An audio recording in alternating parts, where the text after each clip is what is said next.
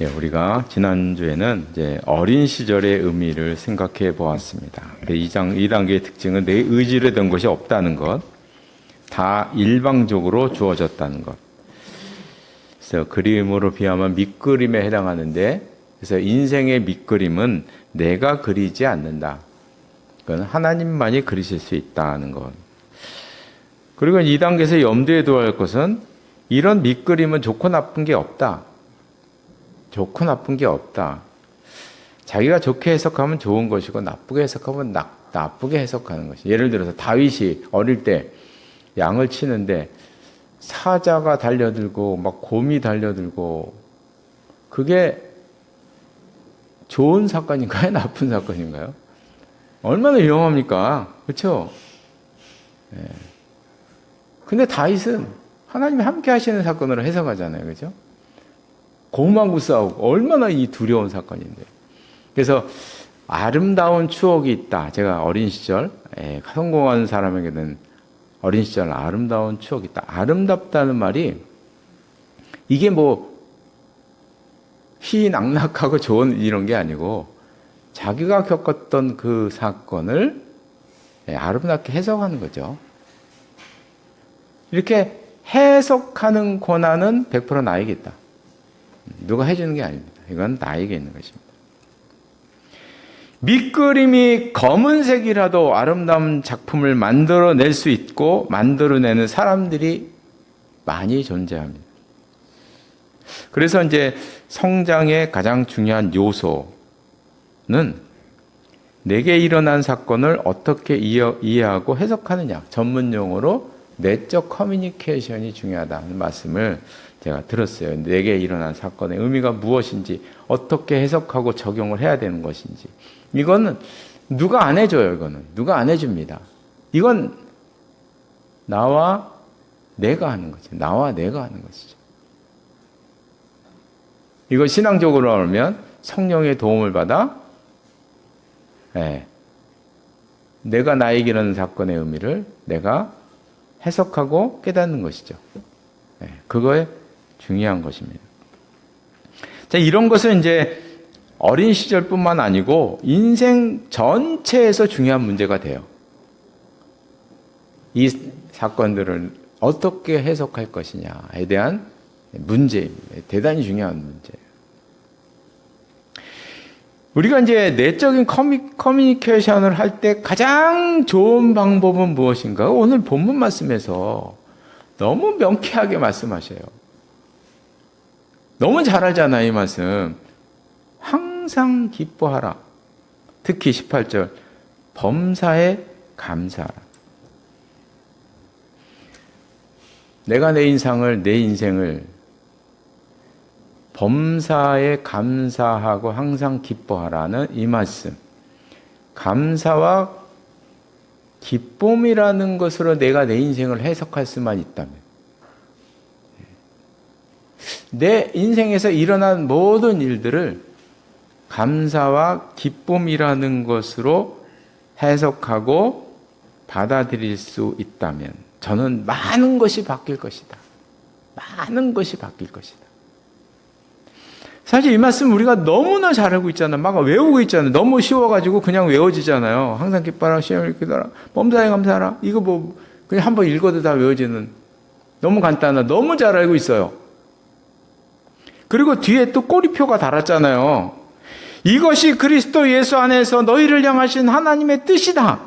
이렇게까지 강조를 하셨어요. 우리 인생을 이렇게 보라는 말씀이잖아요. 사실. 이럼에도 불구하고, 하나님의 뜻이라고 이렇게까지 강조함에도 불구하고, 글쎄 우리는 범사의 감사함과 기쁨으로 내 인생을 바라보고 있는가? 그러지 못하고 있어요. 그렇지 않고 있어요. 그래서 저는 이제 이 문제, 저도 못하고 있으니까 잘. 그래도 요즘 많이 발전해 가고 있어요. 근데 이게 이제 그 이유를 우리가 이제 끄집어내 보면 이렇게 돼요. 우리는 주로, 우리 인간이 좀 그런 것 같아요. 부정적인 것에 약해요. 항상 약해요. 우리는.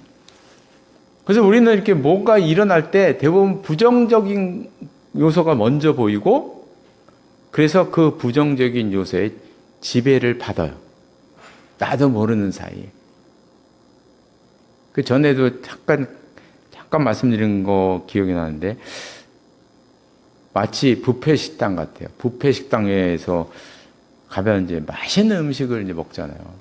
최고급 뷔페 식당에 갔어요. 신라 호텔의 뷔페 식당에 우리 가족들과 함께 갔어요. 얼마나 맛있고 좋습니까? 그죠? 1시간 동안 열심히 잘 먹고, 가족들, 친지들하고 얘기하고 즐거운 시간을 보냈어요. 한두 시간을. 이제 갈 시간이 됐습니다. 가야죠. 그죠? 마무리는 커피로 해야 됩니다. 마지막에 커피로 딱 마무리하려고 커피를 딱 마셨는데 그 커피가 까나리 액젓인 거예요. 이게 커피가 아니고 까나리 액젓을 마셔버렸네.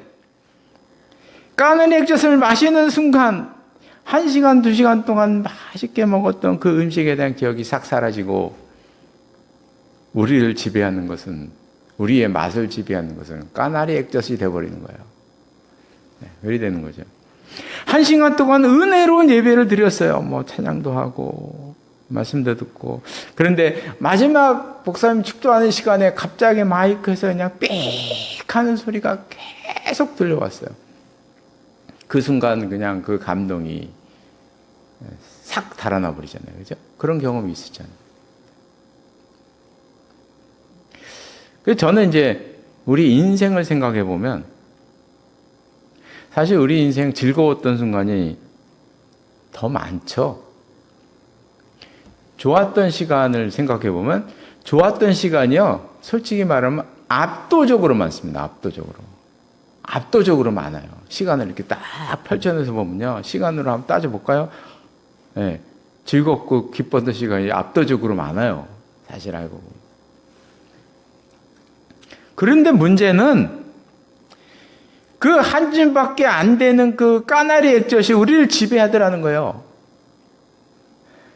안 좋은 일, 그냥 그 한두 가지 때문에 막 패배감이 생기고, 심지어는 그 안 좋았던 한두 가지 일, 수십 년 전에 일어났던 그 일, 10년 전, 20년 전에 그 일을 지금까지 10년, 20년이 지나도록, 몇 년이 지나도록 그 일을 묵상하고 또 되뇌이고 이렇게 우리는 살아가더라는 것이죠. 우리 인간이. 연약한 우리 인간이 그렇게 살아가더라. 우리가 지난주에 요셉을 봤잖아요. 요셉의 형들을 한번 생각할까요? 어릴 때 동생을 노예로 팔았잖아요. 평생 이 일에서 헤어나오질 못해요. 형들은요. 헤어오지 못하는데요. 무슨 일이 생길 때마다 그 생각을 하는 거예요. 뭐 천둥이 쳐도, 제가 이거는 조금 더 이제 좀 각색한 건데, 천둥이 쳐도 혹시 그 일 때문인가? 번개가 쳐도 혹시 내가 요셉을 팔아서 그런가? 그저 때문에 내가 천벌을 받나? 길 가다 넘어져도 혹시 요셉을 내가 어떻게 해서 내가 하나님께 천벌을 받나? 요거를 보면 이 말씀을 보면, 요셉의 형제들이 그들의 아버지가 죽었음을 보고 아버지 야곱이 죽은 거예요. 시기적으로 보면 형들이 요셉을 판 지 40년이 지난 이후의 얘기예요. 이 형들이 요셉을 팔아서 17살 때 팔았잖아요. 그죠? 그리고 다시 요셉이 총리에서 만났을 때는 23년 정도가 지난 다음이었어요. 그때 만난 거예요. 한 40살 때. 그때 이제 아버지가 130살 때 요셉한테 왔거든요. 그 요셉과 함께 산 기간이 17년이에요. 그 23년과 17년을 더하면 40년이 됩니다. 40년 전에 동생을 팔은 거죠. 40년. 근데 40년이 지나서 아버지가 죽었어요. 요셉으로 함께 온 가족이 와서 17년을 사는 거예요. 근데 아버지가 돌아가셔야 형들이 뭐라고 말했는지 보세요. 요셉이 혹시 우리를 미워하여 우리가 그에게 행한 모든 악을 다 갚지 아니할까 하는 걱정을 하게 되는 거예요. 또 벌써 요셉은 17년 전에 형들을 만났을 때 다 용서했어요. 다 잊어버렸어요. 다 용서한 거예요. 요셉이 용서했으니 하나님도 다 용서하실 거죠. 요셉은 나 용서하고 끝났는데 형들은요, 그 17년 동안 혹시 요셉이 우리 죽이지 않나? 혹시 우리를 죽이지 않나? 우리를 벌하지 않을까? 언제나 우리에게 벌을 줄까? 17년 동안 그 생각 갖고 사는 거예요, 그 생각. 얼마나 불쌍합니까, 그죠?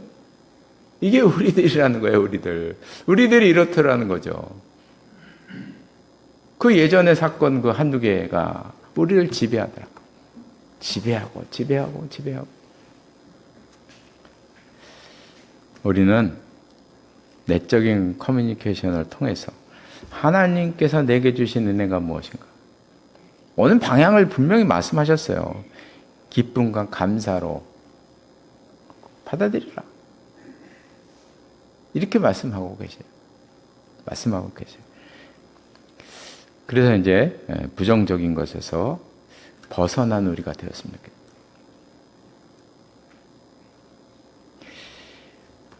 어린 시절을 지난 다음 단계는 성장 단계에 들어섭니다. 이 단계에서 이제 중요한 점은 인생을 살면서 여러 가지 시험을 당하게 된다는 거죠. 예기치 못한 어려움들을 당하게 되더라 하는 게 이제 성장 단계의 특징입니다. 요셉은 노예로 팔려가면서 새로운 인생이 시작이 됩니다. 딱 이게 이제 성장 단계로 보면 성장 단계로 들어가는 거예요. 들어가는데 이제 요셉은 노예로 팔려가면서 이제 시작이 되는 거죠. 다윗은 아버지 심부름으로 형들을 만나러 전쟁터에 나갔어요. 근데 거기서 골리앗을 본 거예요. 골리앗이 그 입으로 하나님을 저주하는 것을 보고 확 분노심이 일어났어요. 그 순간부터 다윗은 이제 다음 단계로 이렇게 진행이 되는 것이죠. 이 성장 시절에서 신앙적으로 보면 하나님께서 몇 가지 시험을 통해서 우리를 검증하시고, 이제 신앙적으로 보면 검증하시고, 우리의 잠재력과 인성을 개발시키신다는 거예요. 그래서 성경의 인물들을 이렇게 인생들을 보면 성경의 인물들은 이 성장 단계에서 세 가지 종류의 시험을 당하더라. 그러니까 세 가지의 테스트를 받더라. 시험을 당하더라. 이게 본인한테 괴로운 거예요. 근데 신앙적으로 보면 결국 이게 시험이고 테스트였더라는 거예요. 본인은 너무 괴로운 거죠. 첫 번째는 진실성 검증을 위한 시험을 맞이하더라. 이 사람이 진실한가 아닌가 검증을 하더라는 거예요. 대표적인 게 요셉입니다. 요셉이 그 가정 총무 역할을 할 때 그 장군의 주인의 부인이 와서 유혹을 했어요. 그죠? 유혹을 했어요. 근데 유혹을 했을 때 요셉이 어떻게 이걸 물쳤나 그 말을 한번 보시면 이런 말을 해요. 주인께서는 이건 다른 번역이에요. 주인께서는 만인만 빼놓고 모든 것을 저에게 맡기셨습니다. 마님께서는 주인의 아내이기 때문입니다. 그런데 두 가지를 말해요. 첫 번째, 제가 어떻게 그런 나쁜 일을 할 수 있겠습니까? 나는 주인과의 신뢰를 깰 수 없다는 거예요. 나는 깰 수 없다. 근데 이렇게 이런 말을 하고 나면 자기에게는 분명히 큰 해가 올 것을 짐작할 수가 있어요. 분명히 짐작했을 거예요. 이걸 거절하면 나는 죽든지 감옥 가겠구나 하는 걸 분명히 알았을 거예요. 왜? 자기 노예니까. 알았을 거예요.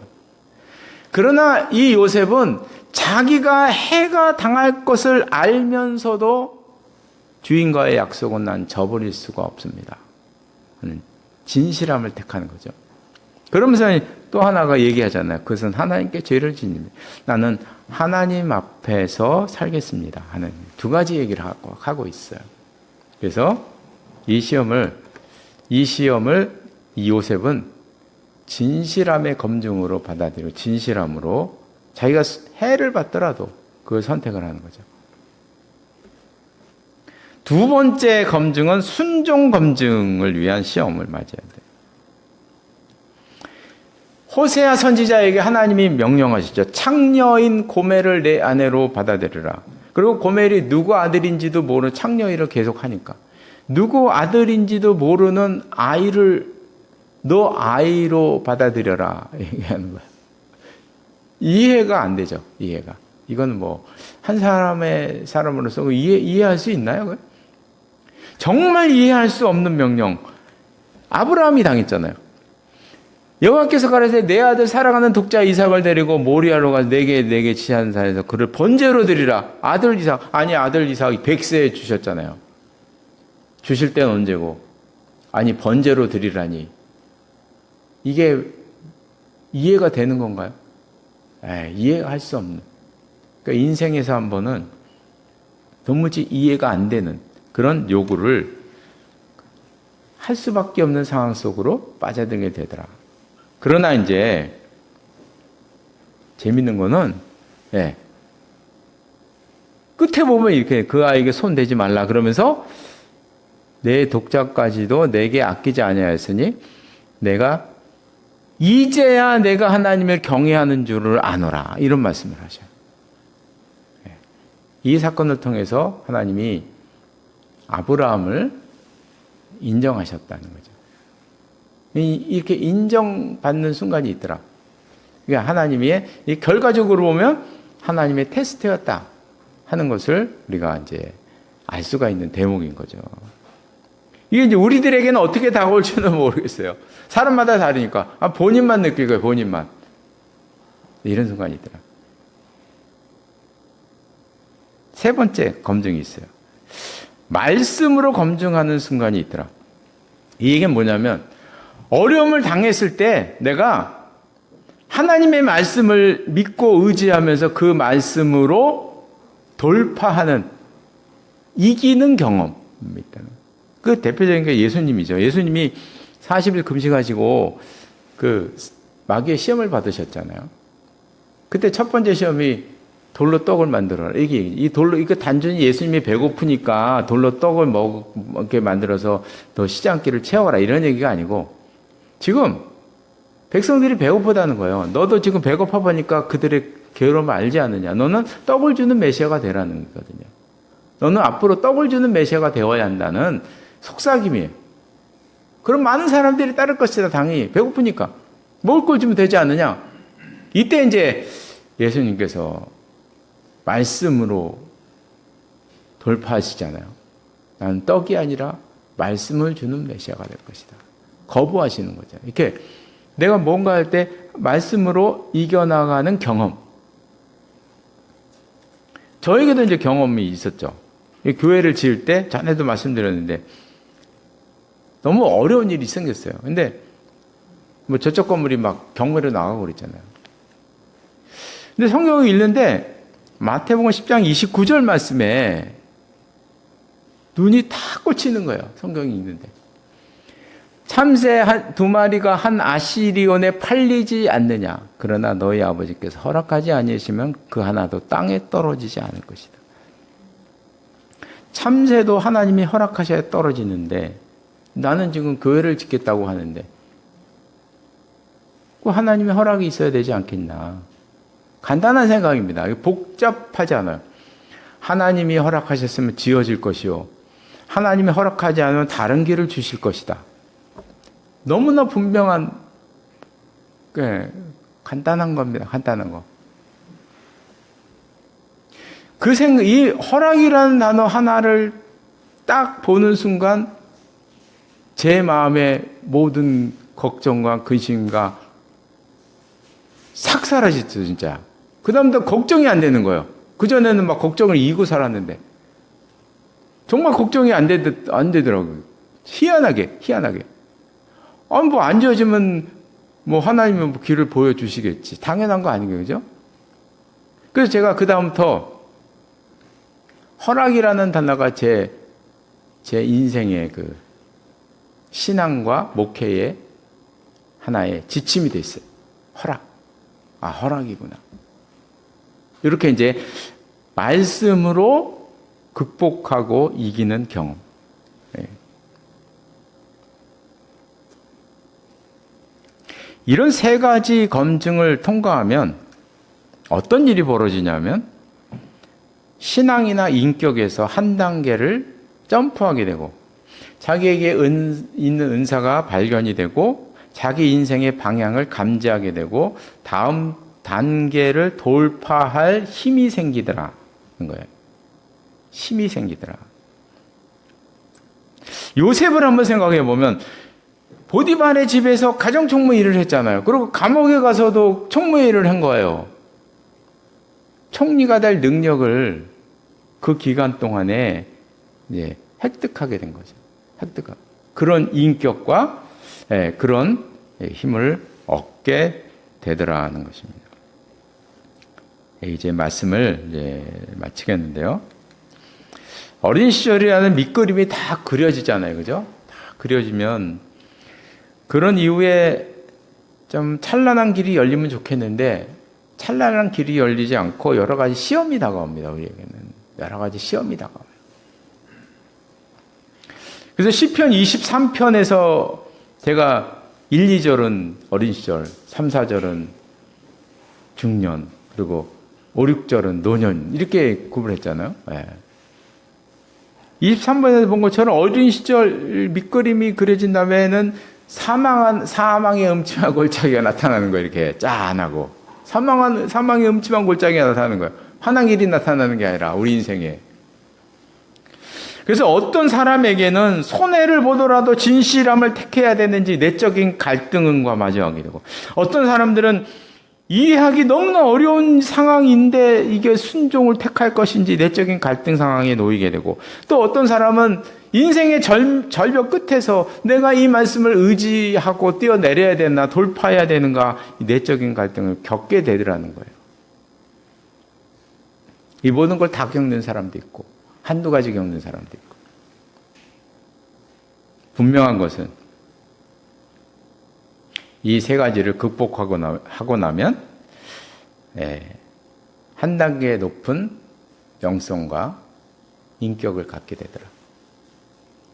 그래서 저는 이제 재밌게 느끼는 거는 우리가 뭐 영성이 길러지고 영성이란 말도 참 별로 좋은 말은 아닌데 하여간 뭐 영성이라는 말, 그리고 능력이라는 말, 아니면 내 인생의 길을 이렇게 알게 되고, 이렇게 은사 알게 되고, 은사 발견, 은사 개발, 뭐 이런 것도 있잖아요. 이런 것들. 참 이런 것들, 이런 힘을 얻는 것은 시험을 통해서 얻게 되더라는 거죠. 시험이 어떤 긍정적인 게 있냐면, 시험이 우리 인생을 도약시키는 한 단계 점프하는 점프대 역할을 하는 게 시험이라는 거예요. 시험인 거예요, 그게. 우리는 시험을 당하면 괴롭고 힘들고 이런 게 왜 내 인생에서 있나 이렇게 생각하지만 나중을 돌아보면 그것이 내 인생의 점프대 역할을 했더라. 내가 더 그것 때문에 발전하게 됐더라 하는 그 결과가 나오더라는 것이죠. 그래서 바라는 것은 이 모든 것들, 우리가 이제 이런 것들 다 제 생각엔 죽을 때까지 이런 일들이 일어날 것 같아요. 계속 성장관계라는 게 계속 성장해야 되는 거죠. 그죠? 하는데, 이런 단계들이, 이런 것이 올 때마다 나의 내적인 커뮤니케이션, 이 새로운 관점으로 내 인생을 바라보면서 이런 것들을 극복함으로 한 단계 높아진 우리 모두가 되시기를 바랍니다. 기도하시겠습니다. 하나님 아버지, 우리 사람이 성장하게 될 때에는 시험을 통해서 우리의 영성과 우리의 인격과 우리의 삶이 한 단계 더 나아간다는 사실을 보게 되었습니다. 하나님 아버지, 기도하는 저희들에게 은혜를 베풀어 주셔서 앞으로의 우리의 모든 인생 가운데도 이런 여러 가지의 시험, 진실함으로 이기는가, 순종함으로 이기는가, 말씀으로 극복하는가, 이런 일들이 우리에게 다가왔을 때 하나님을 바라봄으로 하나님이 우리에게 주신 의미가 무엇인지를 깨달음으로 이 모든 것을 이겨나가게 하시고, 그래서 내 인생이 한 걸음 더 앞으로 전진해 나갈 수 있는 우리의 모든 삶이 될 수 있도록 인도하여 주시옵소서. 예수님의 이름으로 기도드리옵나이다.